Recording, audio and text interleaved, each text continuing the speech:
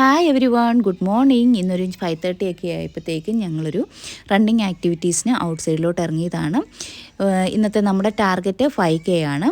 Anyway ക്ലൈമറ്റൊക്കെ നല്ലൊരു ക്ലൈമറ്റാണ് ഇന്നുള്ളത്. ഹ്യൂമിഡിറ്റിയൊക്കെ നല്ലതുപോലെ കുറഞ്ഞിട്ടുണ്ട്.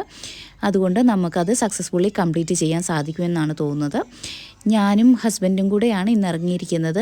യൂഷ്വലി ഞങ്ങൾ രണ്ടുപേരും കൂടെയാണ് റണ്ണിങ് ഔട്ട് സൈഡിൽ ആക്ടിവിറ്റീസിന് പോകാറുള്ളത്.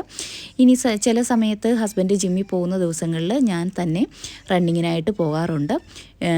ഞാൻ കൂടുതലും പോകുന്നത് എൻ്റെ ഓഫ് ഡേയ്സിലാണ്. കാരണം ഞാൻ 12 hours ഡ്യൂട്ടി ചെയ്യുന്ന ഒരാളാണ്. അതുകൊണ്ട് തന്നെ ആ സമയങ്ങളിൽ ഡ്യൂട്ടി ഉള്ളപ്പോൾ നമുക്ക് ഹൗസിലെ കുക്കിങ്ങും കാര്യങ്ങളും പിന്നെ പിള്ളേർ അങ്ങനെയുള്ളത് കൊണ്ട് തന്നെ നമുക്ക് ഡ്യൂട്ടി ഉള്ളപ്പോൾ നമുക്ക് ഔട്ട്സൈഡ് ആക്ടിവിറ്റീസിനൊന്നും ടൈം സ്പെൻഡ് ചെയ്യാൻ നമുക്ക് കിട്ടാറില്ല. അതുകൊണ്ട് തന്നെ ഓഫ് ഡേയ്സിൽ ഞാൻ കുറച്ച് ഇമ്പോർട്ടൻസ് കൊടുക്കുന്നത് ആക്ടിവിറ്റീസാണ്. യൂഷ്വലി ആ ഓഫ് ഡേയ്സിൽ ഞാൻ ഔട്ട്സൈഡ് റണ്ണിങ്ങിന് പോകും, അല്ലെങ്കിൽ വാക്കിങ്ങിന് പോകാറുണ്ട്.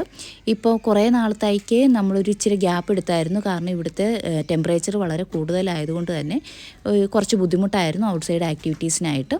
അതുകൊണ്ട് കുറച്ച് ഗ്യാപ്പ് വന്നിട്ടുണ്ട്. എനിവേ ഇനി കൂടുതൽ ടൈം ഇതിനായിട്ട് ഇമ്പോർട്ടൻറ്റ് കൊടുക്കണം. കാരണം നമ്മുടെ ഹെൽത്തി ലൈഫിന് കുറച്ച് ആക്ടിവിറ്റീസ്, ഡെയിലി ആക്ടിവിറ്റീസും ഫുഡ് കൺട്രോളും കൂടിയേ തീരുള്ളൂ.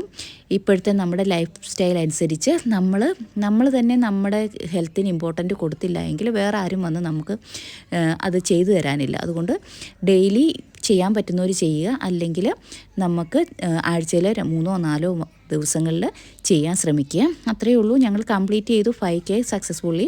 ഞാനും അത് കഴിഞ്ഞ് ഹസ്ബൻഡും കൂടെ കുറച്ച് നടന്നു. അത്രയേ ഉള്ളൂ. താങ്ക്